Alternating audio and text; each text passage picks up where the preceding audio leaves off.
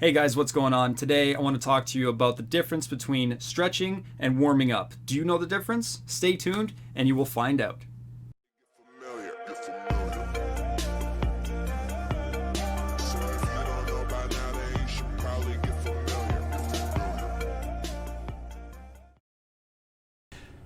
What is happening, guys? So, today we are talking about dynamic warm-ups, and sorry for being late. Normally I have a video released every Friday at 5 in the morning, yet today it's like Friday at 8 p.m. I've been working on some other projects currently. I did something I've never done before. I wrote my first article. There's a side thing I can't really tell you about. It's a secret, but it's kind of a big deal, and I'm really excited to be a part of it. So I've been working on that, and also a change of scenery right now because it's late. I had to get the most natural light I possibly could. It is a little bit dark outside. It's dawn right now, so maybe I don't look as glamorous as I normally do, but hey, I'm trying to be here for you guys and make things work. So here I am. So today we're talking about dynamic warm-ups, and that's what my article is about. So when people think warm-up, people think stretching. People think do a little bit of light cardio. Not many would think dynamic warm-up, because that's not really a term that's like household, right? But I want to describe and explain the difference between a dynamic warm-up and static stretching. Okay, so dynamic warm-up, first of all, let's break down what both those words mean, dynamic and warm-up. Dynamic, you can think of dynamic as moving your body, anything with movement, right? If I'm doing this sort of thing, it's a dynamic range of motion in my shoulder, right? If I'm doing this with my neck, dynamic movement. Also, please do not crank your neck that fast. It's a great way to get vertigo and create some like cervical spine problems. Warm up is the second word in the two-word puzzle that I have in my head right now. I don't know why I'm confused. Warm up is, what is it? It's to warm up your body.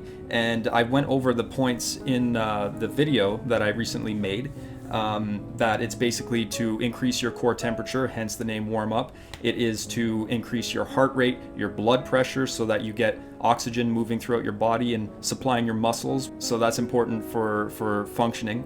Okay, so that is what a dynamic warm-up is, and static stretching is just stretching. It's just holding a position to lengthen your muscles, right? So if I'm doing this, for example, right, shoulder stretch. I don't know if the microphone's in the way there. So shoulder stretch. I'm working this side of my shoulder, my muscles there, right, my deltoid muscles. So when I'm doing this, stretching my muscles in my delts, my shoulder area, I am lengthening the muscle through the joint, right? And there's receptors that I talk about in the article that I can't pronounce. I could never pronounce this word. Proprioceptors. Yeah, anyway, I could never say it, but they're think of them like a gauge of if you push too far, these receptors will send signals to your brain saying, ouch, that hurts, don't do that. You're a dummy, so don't hurt yourself. It doesn't say that, I'm playing. But if you go too far, stretching a muscle past its breaking point, if you will injure yourself. So that's what the receptors do. That's why they're there. So the difference between dynamic warm-up is motion, right? You're warming up the muscles, preparing for intense exercise, and stretching is lengthening the muscle to increase flexibility and prevent injury. Both prevent injury, both enhance performance at the end of the day. So that's the similarity. So next up we have the example of exercises from my videos. So in the video, there's like downward dog and cobra.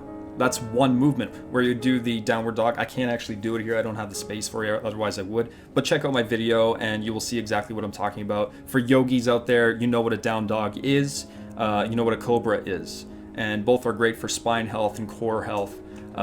So yeah, So that movement, for example, it's part of a dynamic warm-up.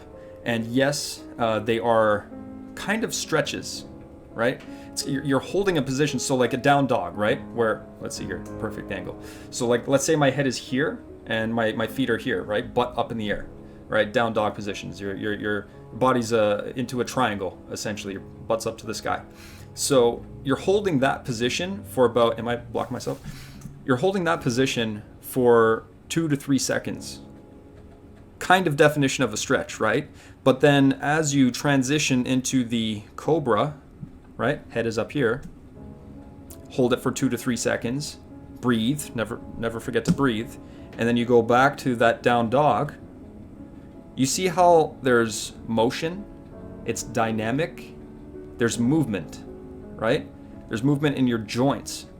And it is a bit of a workout because your body weight is working against you, right? Gravity is pushing against your body as you're doing this motion. It's kind of like a push-up. I forget the name of that specific type of push-up where it's kind of like a down dog. But yeah, right? So your muscles are getting worked and you do get a pump. You do increase your heart rate because your body is essentially working harder to do this sort of motion, right? If you were to just hold a cobra, you're stretching you're extending your spine, right? Hyperextend your spine. Sorry, I just shook the camera there. But you're holding that for about 30 seconds plus. I wouldn't go too long because, you do want to breathe properly and you can always rest. Rest is essential for getting your gains in. So yeah, if you were to hold that too long or whatever, yes, it is a stretch, right? To do that for 30 seconds, but it's not a dynamic movement anymore or dynamic warm-up anymore because there is no movement, right? Same with the down dog. If you hold this, your hamstrings are straight, or you could do the whole I actually need my fingers for this, so my head is here now. You could do like the pedal I can't do the pedal thing. But you know what I mean, if you're to do the down dog, how you would pedal your feet, boom, boom, boom. And you would bend your knee to allow for flexion and all that. So that would be a way of stretching your back, your core, your hamstrings. Your hamstrings get a lot of stretch. Your hip flexors, right, in a down dog. So yeah, I hope that is clear and makes sense to you guys. Like I said, I am going to try and share my article that I wrote with you. I'm so excited to be a part of it.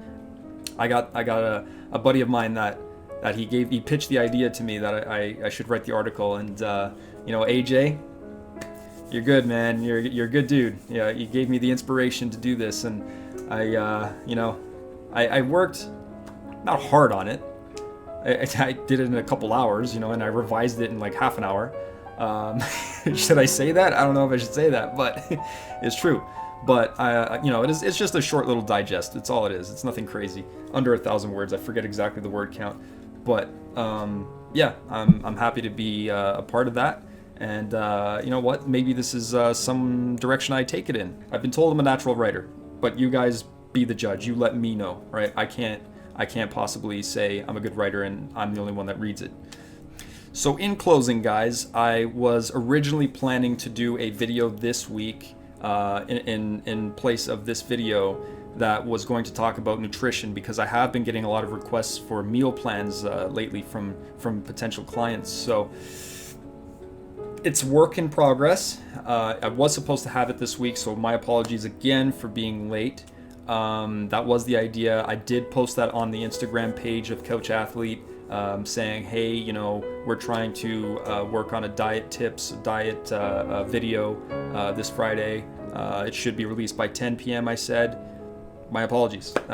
We had to take things in a different direction. I'm planning for next week that we get the nutrition tips, because the idea was to have a special guest on for the nutrition. I was going to bring in a chef, and we could talk about from the fitness aspect and like the culinary aspect, and bring it together.